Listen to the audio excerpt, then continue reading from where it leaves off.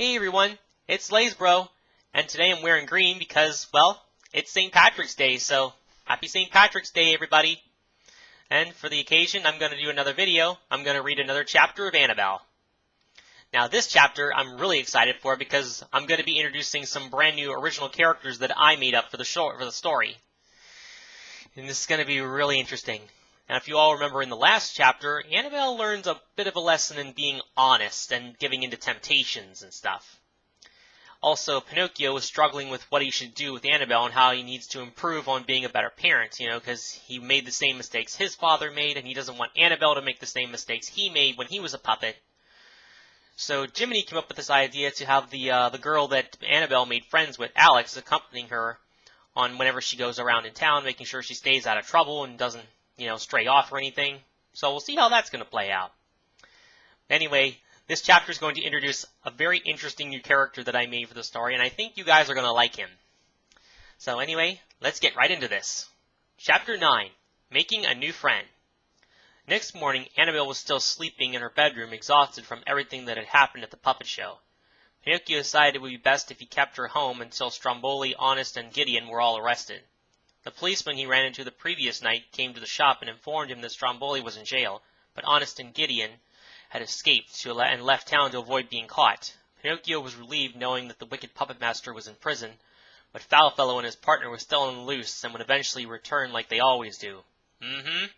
Those two always manage to get away, but they come back again to swindle the main character again. So this isn't the last time we'll see of them. They'll definitely be back later on in the story.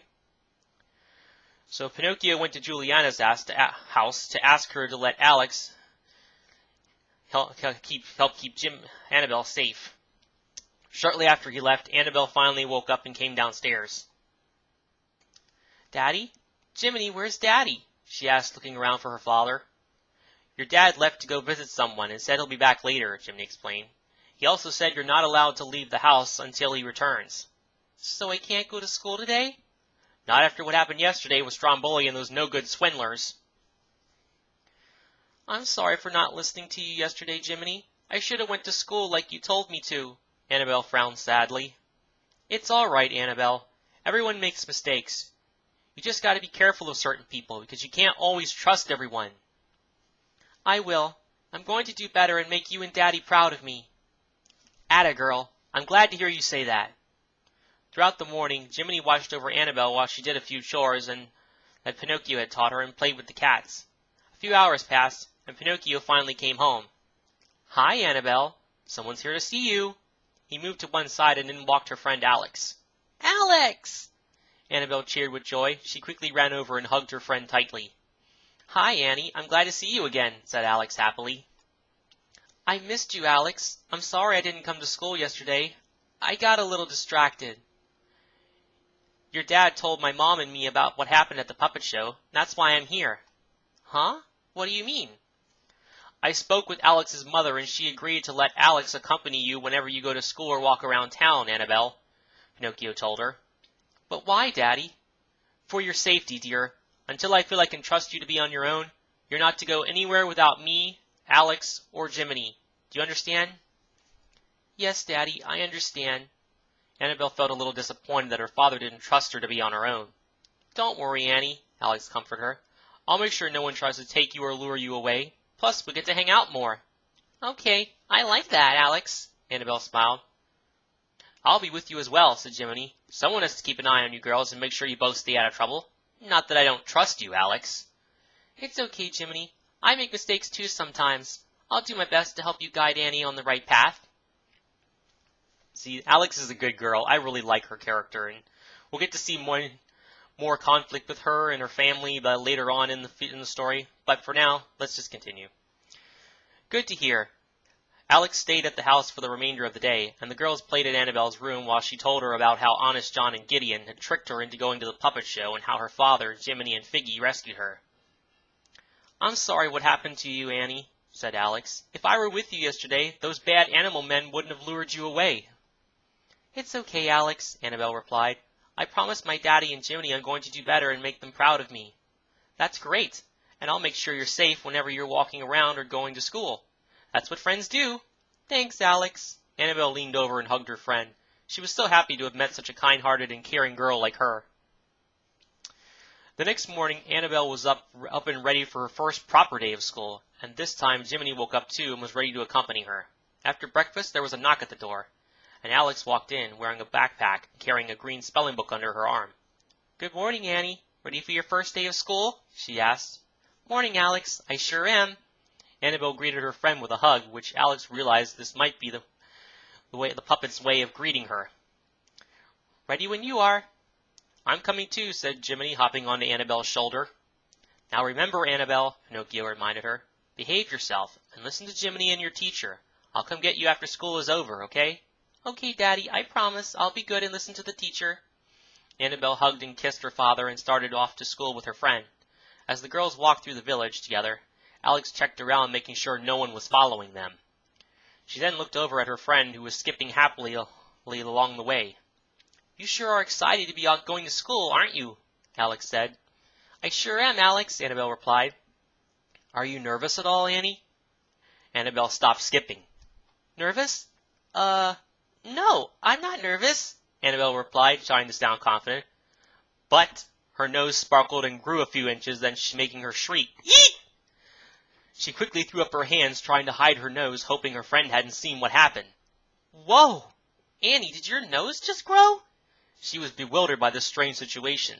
No, it didn't. Nothing's wrong with my nose," she blurted out nervously, causing her nose to grow once again, making her even more anxious. "Annabelle, stop lying," Jiminy shouted. "The more you lie, the more your nose is going to grow." Sorry, Jiminy. I forgot." Annabelle calmed herself and looked at her friend. "Sorry, Alex. I wasn't being honest. I am a little nervous." Her nose returned to normal from telling the truth.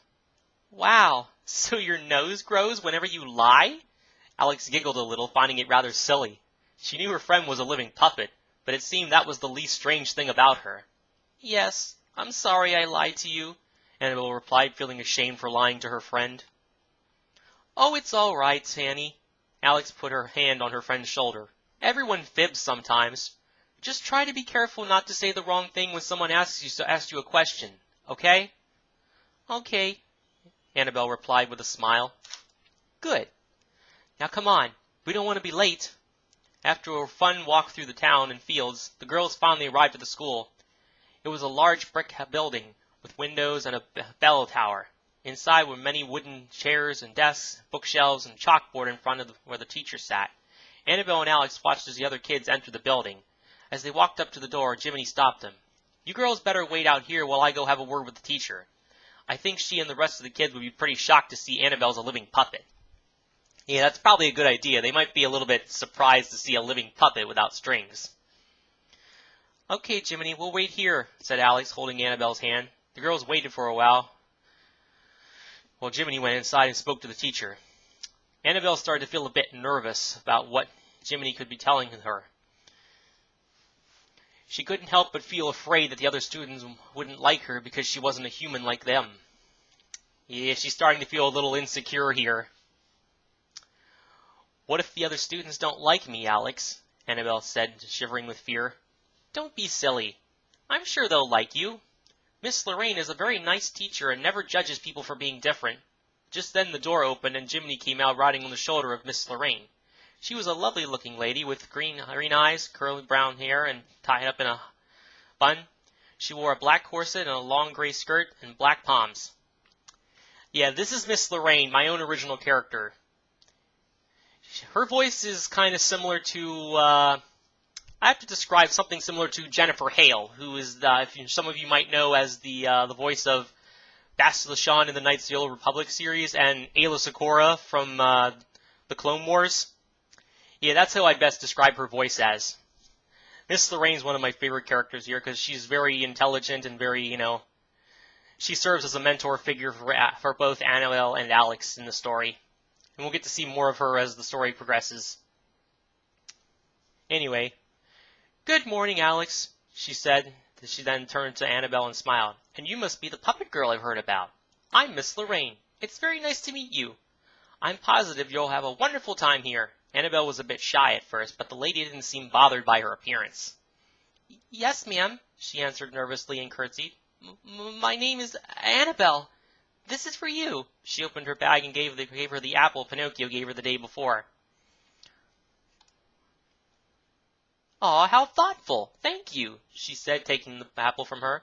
Mr. Cricket here told me about you, and I'm honored to have you as one of my pupils. So you don't mind that I'm a wooden puppet? Of course not, dear. I'd never judge someone for being different, whether they're an animal person or a puppet. See, I told you she was nice, said Alex. Now come inside and I'll introduce you to the class. The girls followed her into the building. She asked Annabelle to wait until she was ready to present her to the classmates. Alex went and sat down at her desk, while Miss Lorraine took her place at the front desk. All right, children, please be seated, she ordered them, tapping a wooden ruler on the desk. The children sat down and became silent. Before we begin, we have a new student joining us today.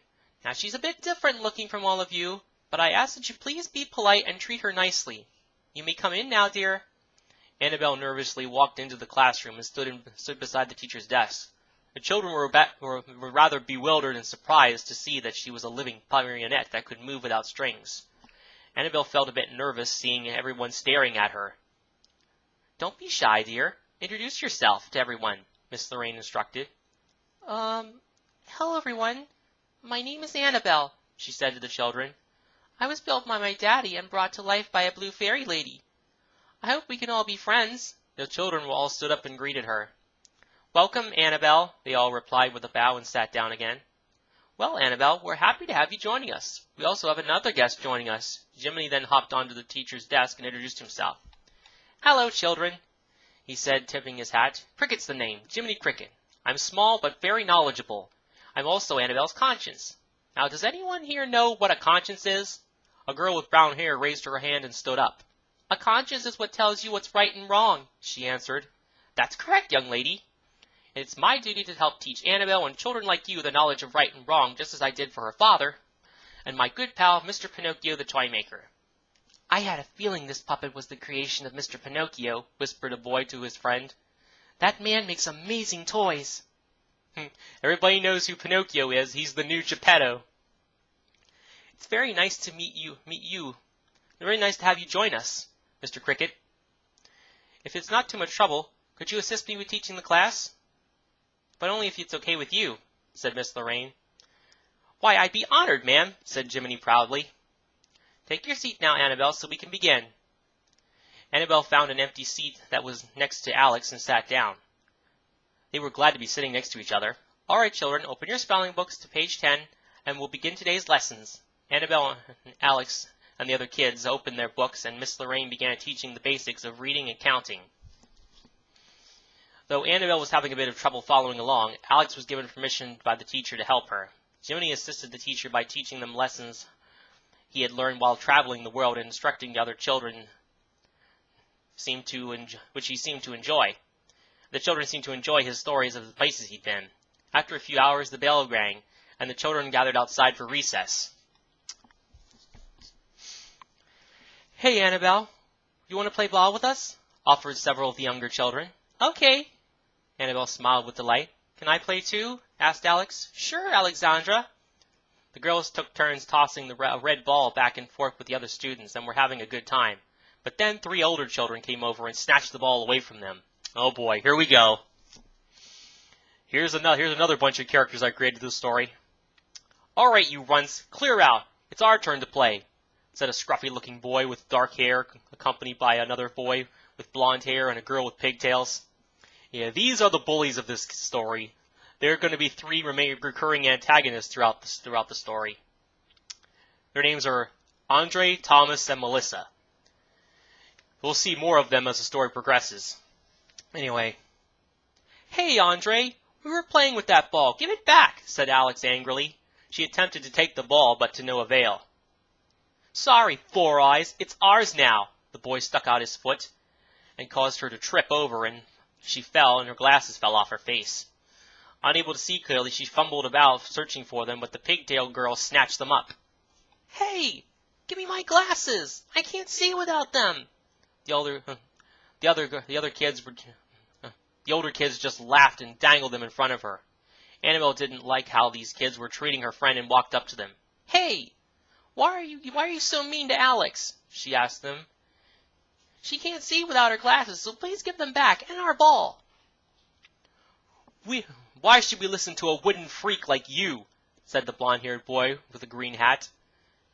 You shouldn't even be here. School is for real kids, not walking, talking puppets. Why don't you go back to the puppet show where you belong? Annabelle didn't understand why these children were treating her and her friends so awful. The things they said made her feel sad and a little angry, too. Stop that right now, Andre! Shouted a voice. They all turned and saw a slender looking boy with buck teeth, pudgy cheeks, reddish-brown hair, and a pink button nose. He wore a big brown cap on his head, a red handkerchief tied around his neck, a white shirt, a black jacket, short brown trousers, and brown shoes. Yep, here's the character I told you about. His name is, well, you'll see in a moment. He appeared to be tall, but not as tall as the bullies. You jerks stop bullying these girls, or I'm going to go tell Miss Lorraine. To everyone's surprise, the bullies turned over the ball and Alex's glasses and ran away. This boy made 3 older kids, bigger than him, back off without resorting to fighting them. He walked up to Annabelle and handed her the ball. Are you all right? He asked politely with a smile. Yes, I'm all right. Thanks, Annabelle replied. He then turned to Alex and returned her glasses. When she put them on, she recognized him. Oh, hi, Toby. I thought that was your voice. No problem, Alex, he said, then turned to Annabelle again. So you're Annabelle.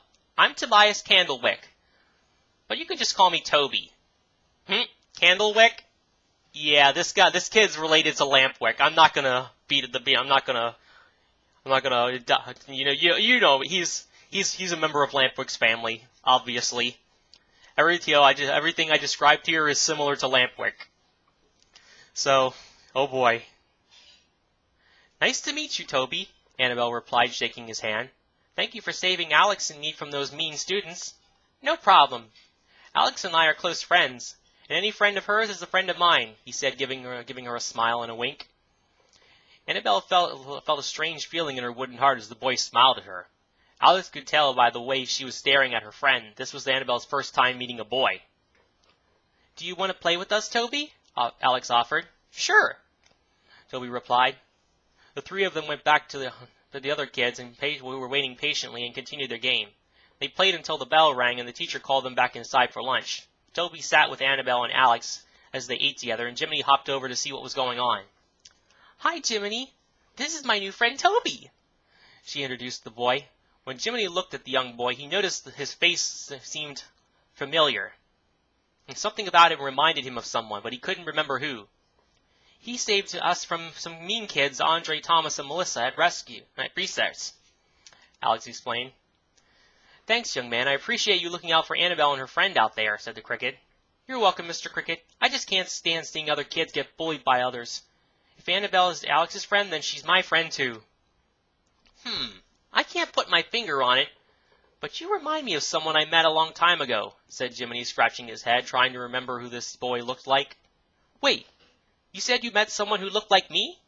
Was his name Lampwick? Toby asked in surprise. Lampwick! Jiminy shouted out loud, and everyone looked at him. That's who you remind me of. Who's Lampwick, Jiminy? Annabelle asked. He was a troublesome boy who your father made friends with when Honest John and Gideon persuaded him to go to Pleasure Island. I told him that boy was no good because of him your father nearly turned into a donkey. Huh? You're saying my big brother got turned into a donkey? said Toby in shock. Wait, you're his brother? Jiminy gasped. Yes, but I've never met him because I was born years after he ran away from home. Lampwick was just his nickname. His real name was Lucignolo. My mama said he was a terrible kid and always playing hooky from school and getting into trouble, but she still loved him despite how bad he was. Yeah, this is my interpretation of Lampwick's family here. It's a little bit different than probably how Disney would have done it or the original story had done it, because we don't know anything about Lampwick's family or how he was raised or anything or why he was troublesome. So I'm just making up my own interpretation here. Well, I certainly hope you're not a troublemaker like he was, said Jiminy. Toby's not like his brother, Jiminy, Alex insisted. I'm a good son, and I promised my mom and papa I wouldn't get into any trouble like my no-good brother or play hooky from school.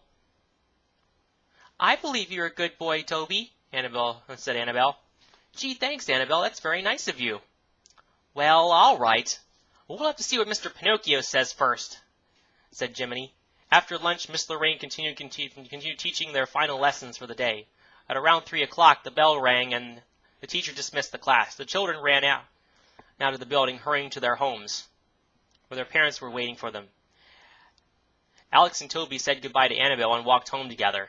Annabelle and Jiminy went outside to where Pinocchio was waiting for them. Annabelle ran to her father and gave him a big hug. How was your first day of school, Annabelle? He asked.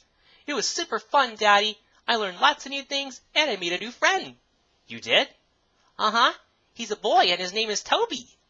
A boy? When Pinocchio heard this, he looked at Jiminy. You won't believe this, Pinocchio, but the kid is the younger brother of your old pal Lampwick. Lampwick? Pinocchio yelled, remembering the boy he met on Pleasure Island who taught him how to be bad. But he's a good boy, Daddy. He saved me and Alex from some kids who were being mean to us. Well, I'll have to meet this boy first and see if he's not like his brother. If he's a good boy, then it's okay to be friends with him. Okay, Daddy. Yeah, Annabelle, Jiminy and Pinocchio are a little bit cautious about, the Lampwick family because, remember how Lampwick was, mostly kids are bad because of bad parenting. But we'll see in the next chapter here. Come on, everyone. Let's head home and celebrate Annabelle's first successful day of school, Jiminy insisted. With that, Pinocchio started walking his family home. Though he was glad Annabelle enjoyed her first day of school, he was a bit concerned about her making friends with a boy who just so happened to be the brother of Lampwick. He hoped he truly wasn't like his older brother. End of chapter 9. Oh yeah, so like I said, I had to, Lampwick's not going to be back in the story. He's gone. So I created a brother for him, someone who's the opposite of what Lampwick was. Someone who tries to be a good boy and not a jackass like his brother was in the movie. So, but Pinocchio's a little bit concerned about his family because, you never know how kids are. Though, depending on how parents are, then it depends on how the kid turns out. So we're going to be meeting Lampwick's family in the next chapter.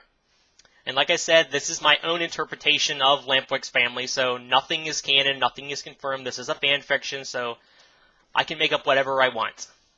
So anyway, I hope you guys like that little chapter here. I'll do the next chapter very soon. And again, happy St. Patrick's Day, everybody. And until next time, I'm Lazbro. I'll catch you guys later.